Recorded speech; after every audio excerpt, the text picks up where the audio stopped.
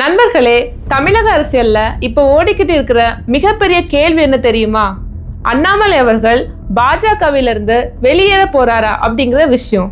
அது மட்டும் இல்லாம புதிய கட்சியும் ஆரம்பிக்க போறாரா அப்படிங்கிற கேள்வி சோசியல் மீடியால பரவிக்கிட்டு இருக்கு. அதுவும் ரஜினி அவர்கள் ஆதரவா?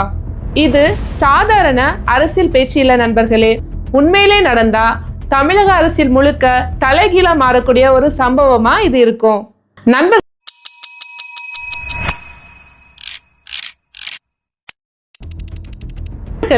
தமிழக பாஜகவின் மிக முக்கியமான முகம், இளைஞர்களிடம் பெரிய அளவில் ரீச் பெற்ற தலைவர் தான் அண்ணாமலை அவர்கள். ஆனா கடந்த சில வாரங்களா அவரை சுற்றி ஓடிக்கிட்டு இருக்கும் தகவல் என்னன்னா, தமிழக அரசியலையே பரபரப்பாக்கிக்கிட்டு இருக்கு.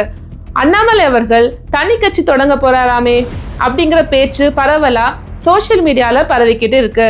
மக்களே, இந்த ஒரு தகவல் போதும்ல, அரசியல் வட்டாரமே சும்மா அதிர ஆரம்பிச்சிருச்சு.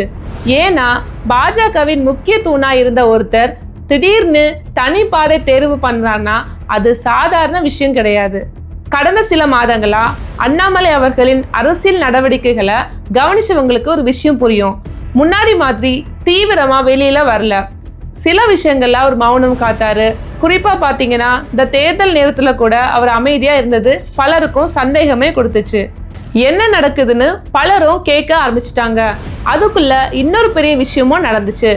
மத்திய அரசின் மும்மொழி கொள்கை, சிபிஎஸ்இ பள்ளிகள்ல 3 மொழி கட்டாயம் அப்படிங்கிற செய்தி நீங்க தொலைக்காட்சியில எல்லாம் பார்த்திருப்பீங்க. இந்த விஷயத்துக்கு எதிராக அண்ணாமலை அவர்கள் கருத்து சொன்னாருன்னு தகவலும் வந்துச்சு. இது சாதாரண கருத்து வேறுபாடு இல்ல நண்பர்களே, கட்சியின் முக்கிய கொள்கையிலேயே முரண்பாடு வந்திருக்கு என்பதற்கான சிக்னல் மாதிரி பார்க்கப்படுது. அதாவது மேலிடம் சொல்வது எல்லாமே சரியில்லைன்னு இன்டைரக்டா ஒரு மெசேஜ் வந்த மாதிரி இருக்கு. இதுக்கப்புறம் தான் அரசியல் வட்டாரங்கள்ல ஒரு பேச்சு வேகமா பரவ ஆரம்பிச்சது. அண்ணாமலை அவர்கள் தனி கட்சி தொடங்க போறாராம். அது வெறும் யுகம் மட்டும் இல்லாம பூத் லெவல்ல ரகசிய வேலைகள் நடக்குதுன்னு செய்திகள் பரவிக்கிட்டு இருக்கு. புதிய கட்சிக்கான ஆலோசனைகளும் நடக்குதான். சில முக்கிய நபர்களுடன் பேச்சுவார்த்தைகளும் போய்கிட்டு இருக்கு.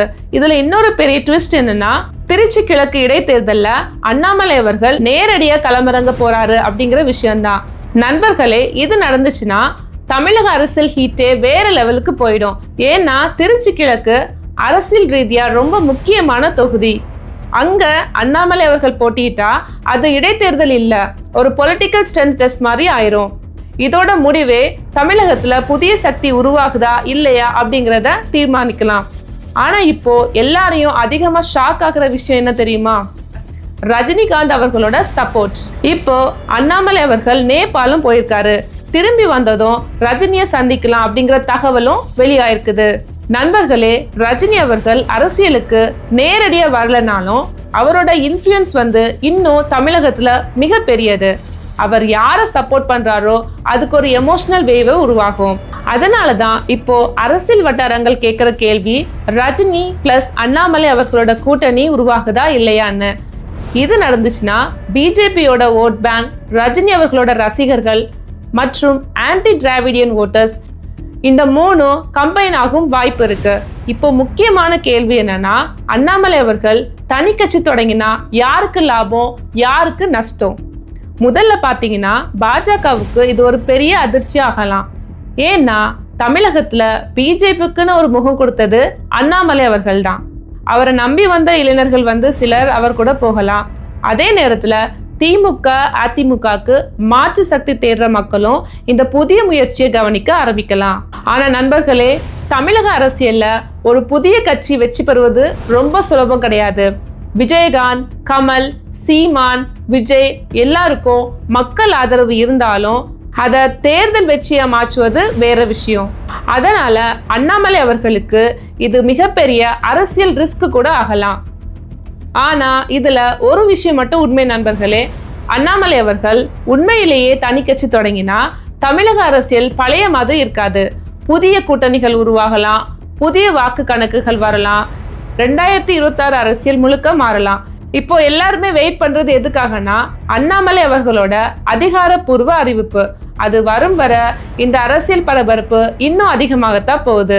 இந்த வீடியோ உங்களுக்கு பிடிச்சிருந்துன்னா லைக் பண்ணுங்க, ஷேர் பண்ணுங்க, மற்றும் நம்ம சேனலை சப்ஸ்கிரைப் பண்ணி சப்போர்ட் பண்ணுங்க. நன்றி நண்பர்களே. உள்ளதை பேசி நல்லதை பகிர்ந்து நல்ல நாளை உருவாக்குவோம். மீண்டும் அடுத்த வீடியோவில் சந்திப்போம். நன்றி, வணக்கம்.